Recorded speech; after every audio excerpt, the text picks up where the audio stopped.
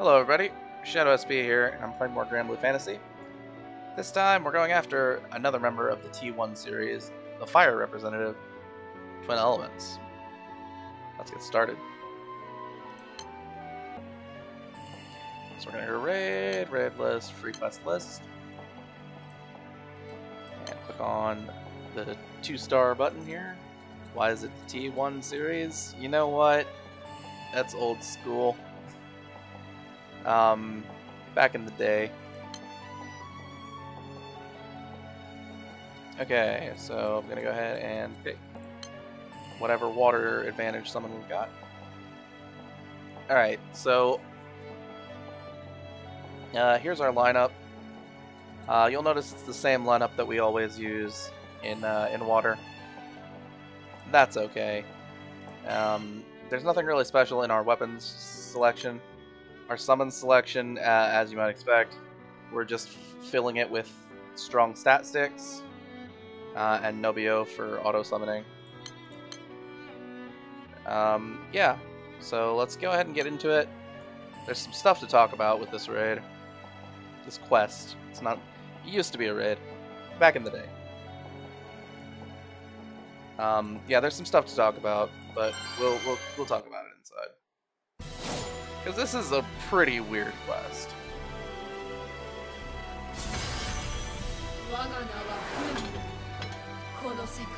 Alright. Turn on full auto quick summon. Turn on full auto. Yeah. Let's just push the button. See how it goes.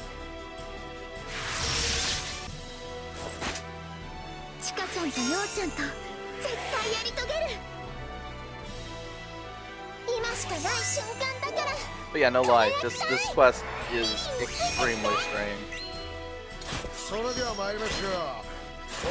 So what makes this quest so weird is that it spends 40% of its HP bar as a different element.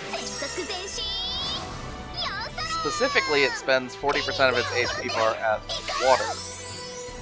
Now, if we remember what we've talked about in the past when it comes to debuff success rates, we'll remember that the least likely you are to land debuffs is when you're the same element as the enemy.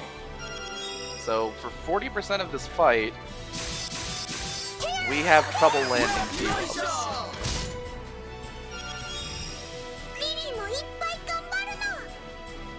Now, I haven't actually tried this setup on this boss, but because of what happens with, in the middle, there is a distinct chance that we'd actually be better off playing Earth for this quest. Not only because I think our Earth team does better damage, because Alethea is a bit of a beast,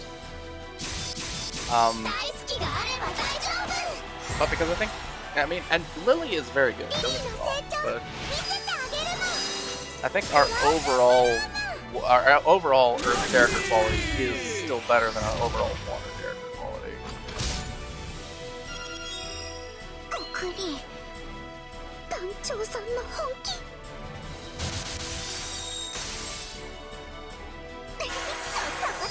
Also, our grid is stronger with the Ancient Perseus. So, something of note. Let me pause here for a second. The boss's charge attacks in the first phase inflict a water damage cut that lasts for a bunch of turns. It does come in handy, but it is, again, really weird.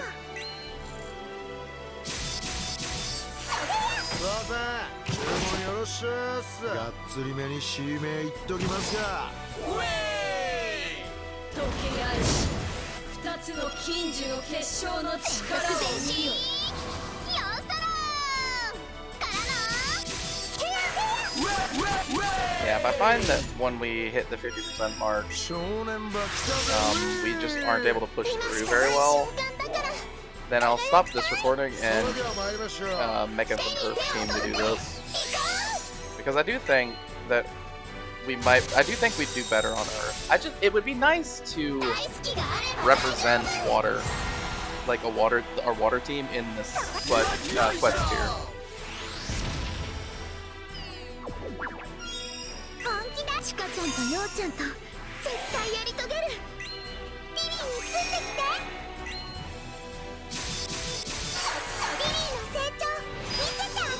Yeah, it's worth noting that Lily can still fulfill the role of healer, even when she can't use her third skill in full auto, because it auto-activates with her first skill stack. Basically, she gets to use her third skill for the first three times that the enemy uses a special attack.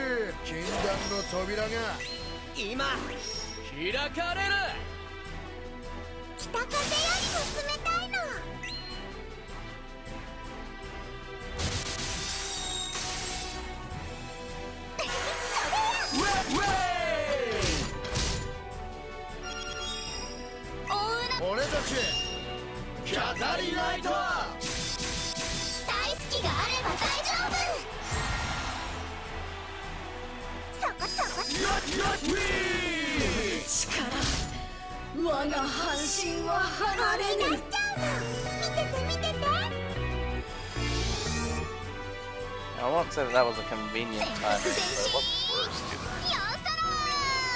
We do get a lot of charge gain on this team because, you know, we spend a lot of time hiding behind Relic Buster shield, and we have Revitalize from the level up unit, so it's basically a 10% uplift whenever that's on, which I think it's a decent amount of time. It's not like amazing or anything, but it does help with bar generation, and they have their own full ignition and everything, which we just whipped entirely. So, you know, makes me look like an idiot.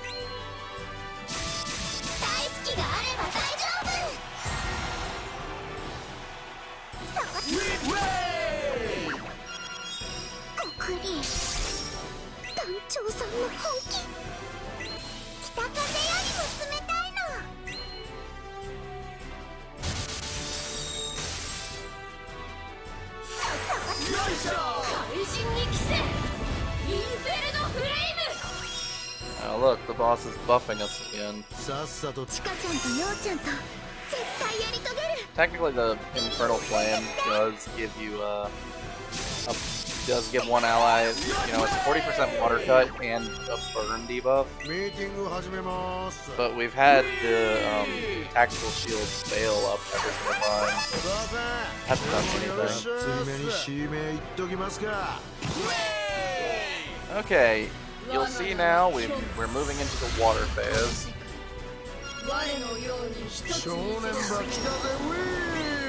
So now is the time that we're gonna start missing debuffs.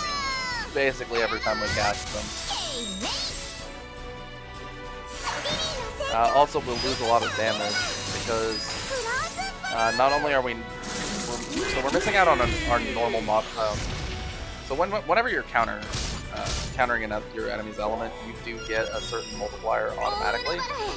Just elemental amplifying because you successfully countered the enemy. And we're also not getting any benefit from the rapid combo because we're not up against our advantageous element. Which, I mean, you know, it sucks. But, what are you gonna do? Basically, no matter what you do in this quest, you are going to miss out on graphic bonus. So, Lily is pretty good here, for a lot of reasons, but specifically, that charge attack, the Chilling Nightmare, is going to put your entire team to sleep.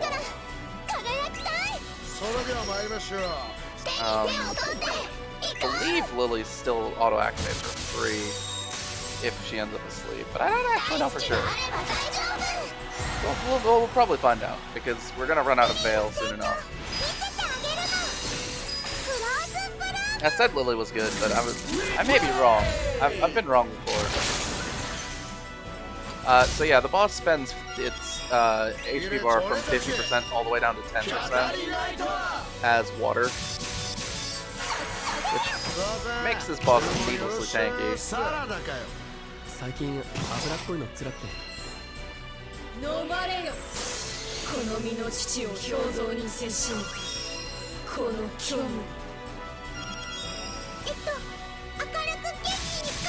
I really do want to, I think even after I clear this, I'm going to record a video with doing it on Earth. Because it'll probably be faster.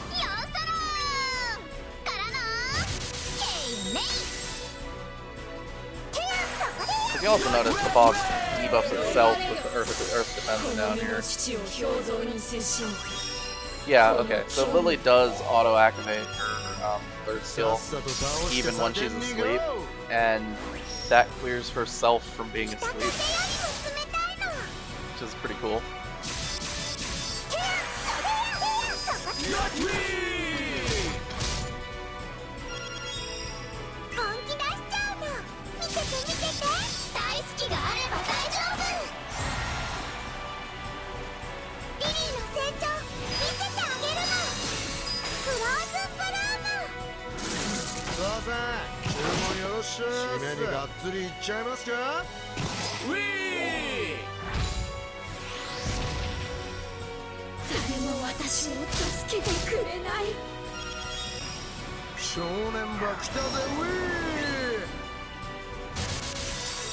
We actually hit a debuff.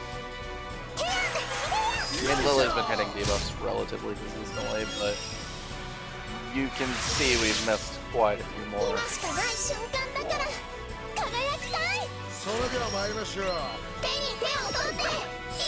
Okay, well, you know, if you keep hitting all of them, that makes me happy, but it also makes me look like a liar.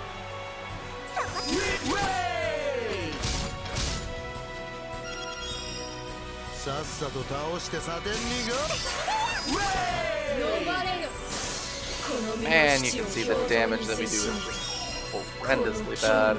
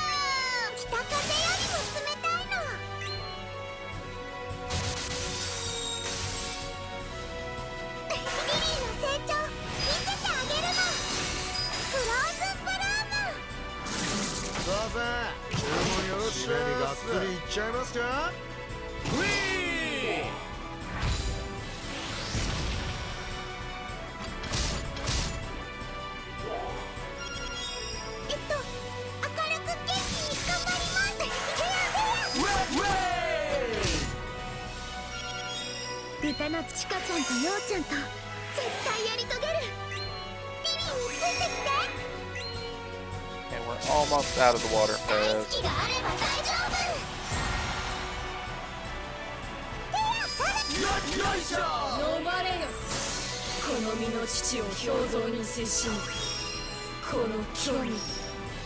Oh yeah. The free clear of the sleep is pretty clutch. Yeah, if you go into this without the ability to, you know, not get hit by that sleep, you're gonna be pretty disappointed.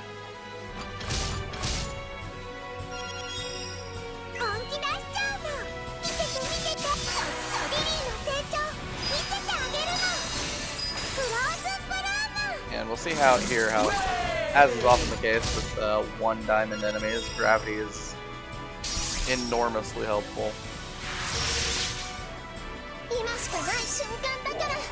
So we're gonna push ourselves through the water phase on this.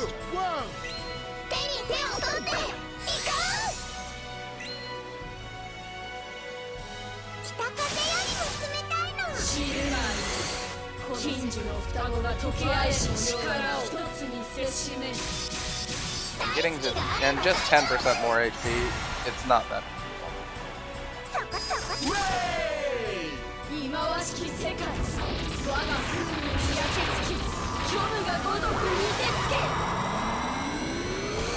It is worth noting that this particular attack does do both water and fire damage.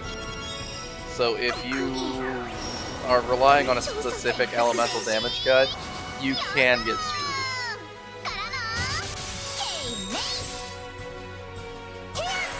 But really, you shouldn't be relying on any damage cuts if you're going to try to pull out of this web. They're just a little too inconsistent, you know.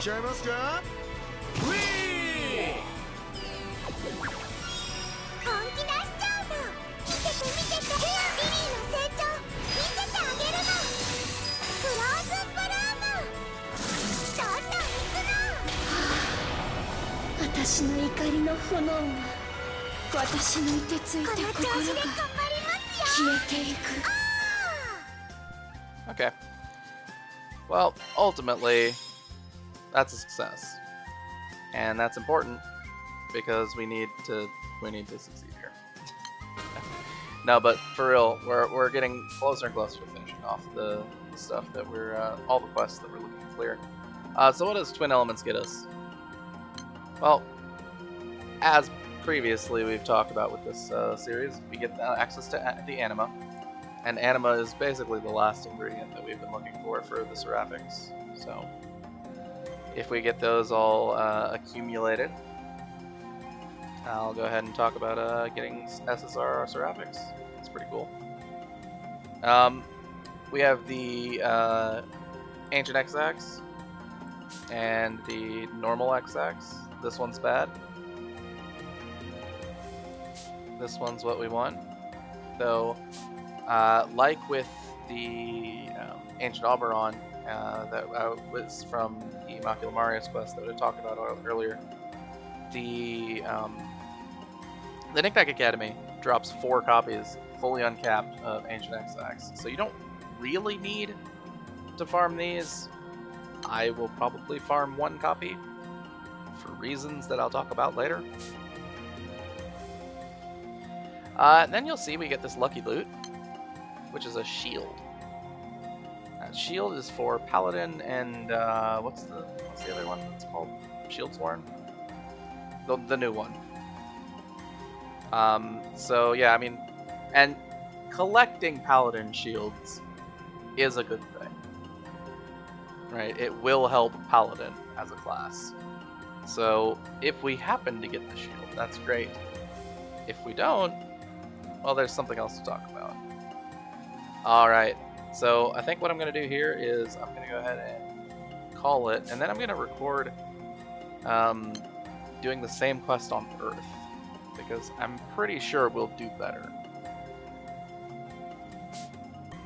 Alright, well, thanks for watching. This has been Shadow SP, signing off.